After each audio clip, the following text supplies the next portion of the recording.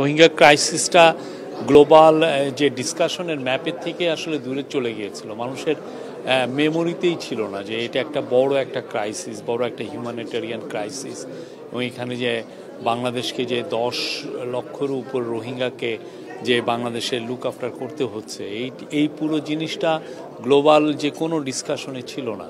তো প্রফেসর ইউনূস যখনই interim government take over করলো, তারপরে থেকে উনি যেটা করলেন যে উনি একটা অফিস তৈরি করলেন, যে হাই রিপ্রেজেন্টেটিভের অফিস রোহিঙ্গা জন্য, যাতে এই ক্রাইসিসটা পুরো আবার নিয়ে যাতে পুরো বিশ্বব্যাপী এটা নিয়ে যাতে তুলে ধরা হয় যে এইটা যে এতগুলো লোক সাফার করছে, এটা গ্লোবাল পৃথিবীর মানে একটা বড় রকমের একটা হিউম্যানিটেরিয়ান ক্রাইসিস, এবং এটা যে একটা রিজিওনাল ক্রাইসিসের রূপ নিতে পারে, এবং এটার থেকে যে একটা বড় রকমের সিকিউরিটি সমস্যা তৈরি হতে পারে, এই জিনিসটা উনি বারবার জানাতে চাচ্ছেন। এই আলোকে আপনি গত ইউনাইটেড নেশনের জেনারেল অ্যাসেম্বলিতে উনি বক্তব্য রেখেছেন, এবং ওনার মুভের কারণে ওনার রিকোয়েস্টে ইউএন একটা রেজুলেশন অ্যাডপ্ট করেছে। এই রেজুলেশন অ্যাডপ্ট করার কারণে ইউএন এই যে সেপ্টেম্বরে একটা ওরা রোহিঙ্গাদের উপরে আলাদা একটা ডিসকাশন করবে, এটা একটা কনফারেন্স হবে রোহিঙ্গাদের উপরে, এবং ওয়ার্ল্ডের আমরা আশা করছি 170টার মতো দেশ এইখানে পার্টিসিপেট করবে আমাদের। এবং আজকেও এইটারই ধারাবাহিকতায় আজকে এখানে একটা বড় সম্মেলন হলো, এটা একটা ক্লোজ ডোর সম্মেলন। সেখানে প্রফেসর ইউনূস আবার তুলে ধরেছেন যে কি ধরনের এই রোহিঙ্গা ক্রাইসিসটা এখন কোন পর্যায়ে আছে, আমাদের কি করণীয়। এবং এই পুরোটা এই আটনা সামিটের one of the major join করার একটা one of the major reason ছিল যে এই ক্রাইসিসটাকে তুলে ধরা। এবং এখানে আজকে অনেকে ছিলেন, আজকে কাতার ফাউন্ডেশনের শাইখা হিন্দ যিনি সিইও এবং খুবই ইনফ্লুয়েন্সিয়াল, উনি ছিলেন। তারপরে আরও কিছু কাতার ফাউন্ডেশনের নেতৃস্থানীয় অফিসিয়াল ছিলেন। তারপরে গাম্বিয়ার ফরেন মিনিস্টার ছিলেন। আপনি জানেন গাম্বিয়া হচ্ছে ইন্টারন্যাশনাল ক্রিমিনাল কোর্টে ইন্টারন্যাশনাল কোর্টে যেখানে মায়ানমারকে জেনোসাইডের জন্য অ্যাকিউজ করা হয়েছে, গাম্বিয়ার কিন্তু ওআইসির হয়ে ওরাও একটা পার্টি হয়েছেন এটাতে, এই কেসটাতে।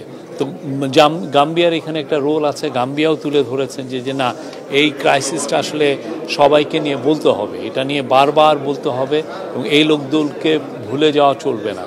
এবং এই আজকে প্রফেসর ইউনূস এটা বলেছেন, আমাদের ন্যাশনাল সিকিউরিটি অ্যাডভাইজার এবং আমাদের যিনি high representative of Rohingya affairs doctor Khalilur Rahman, উনি কথা বলেছেন। জাপানি একজন এক্সপার্ট ছিলেন, উনি কথা বলেছেন, এবং অন্যান্য অফিসিয়ালরা বলেছেন। এটা একটা খুবই, আমি বলবো যে সফল একটা প্রোগ্রাম ছিল, এবং আমরা আশা করছি পুরো স্লোলি বা স্টিলিলি আমরা বলবো যে এই ক্রাইসিসটা নিয়ে আবার কথাবার্তা, ইন্টারন্যাশনালি কথাবার্তা হচ্ছে। এবং এটার একটা বড় আমরা সাফল্য পেয়েছি বিমস্টেক মিটিংয়ে, যেখানে আমাদের হাই রিপ্রেজেন্টেটিভের সাথে মায়ানমার ফরেন মিনিস্টারের একটা কথা হয়েছে। ওইখানে মায়ানমার ফরেন মিনিস্টার কিন্তু জানিয়েছেন যে তারা 1,80,000 রোহিঙ্গার কে তারা ক্লিয়ারেন্স দিয়েছে তারা যে রোহিঙ্গা।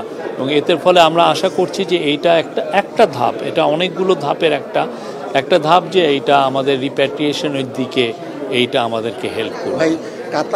কাতারের দিক থেকে আমাদের রোহিঙ্গা পিসফুল রিপ্যাট্রিয়েশনের ক্ষেত্রে কাতারের দিক থেকে কাতার ফাউন্ডেশন তো আমাদেরকে অনেক হেল্প করছে। কাতার ফাউন্ডেশন ওইখানে এলপিজি যেটা রোহিঙ্গাদেরকে আমরা দেই, আপনি জানেন আশেপাশে খুব ক্রিটিক্যাল বন ছিল এই রোহিঙ্গা ক্যাম্পের। এখন এই বনকে আমাদের যদি সেভ করতে হয়, সেই জন্য আমাদের ব্যবস্থা নিয়েছি যাতে রোহিঙ্গারা যাতে এলপিজি দিয়ে তাদের কুকিং কাজগুলো করতে পারে। তো এলপিজি যারা দিচ্ছেন পুরো বিশ্বে অনেকে ফান্ডিংটা করছেন, তার মধ্যে কাতার ফাউন্ডেশন একটা মেজর ফান্ড, কাতার চ্যারিটি, কাতার ফাউন্ডেশন এখানে মেজর, ওরা হেলথে অনেক ইনভেস্ট করছেন। কাতার আমাদেরকে প্রচুর এখানে সাহায্য করছেন, এবং আমরা মনে করছি যে এই সাহায্যটা সামনে কন্টিনিউ করবে এবং আরও বাড়বে। আমাদের কাতারের যে এলপিজি যে চুক্তি এটাকে আরো দীর্ঘমেয়াদী হওয়ার সম্ভাবনা আছে। আমি তো বললাম যে ক্যাতারি ওরা এলপিজি আমাদেরকে দিচ্ছেন এবং এটা সামনে আরও বাড়বে আমরা আশা করছি। আজকে ডিফেন্স মিনিস্টারের সঙ্গে একটা মিটিং আছে, সেখানে কি ইস্যু নিয়ে আলোচনা হতে পারে? আমরা অনেক কিছুই তো আলাপ হয় এবং এটা আজকে অনেকগুলোই মিটিং আছে, অনেকগুলো কমার্স মিনিস্টারের সাথে আছে, কাতারের ডেপুটি প্রাইম মিনিস্টারের সাথে মিটিং আছে, কাতারের সিনিয়র অফিসিয়ালদের সাথে মিটিং আছে। তো আমরা আশা করছি আজকের দিনটাও একটা ফ্রুটফুল দিন যাবে, অনেকগুলো বিষয় নিয়ে আলাপ হবে। আমরা আশা করছি যে বাংলাদেশের স্বার্থ সংশ্লিষ্ট সমস্ত জিনিসই আমরা এই মিটিংগুলোয় তুলে ধরা হবে।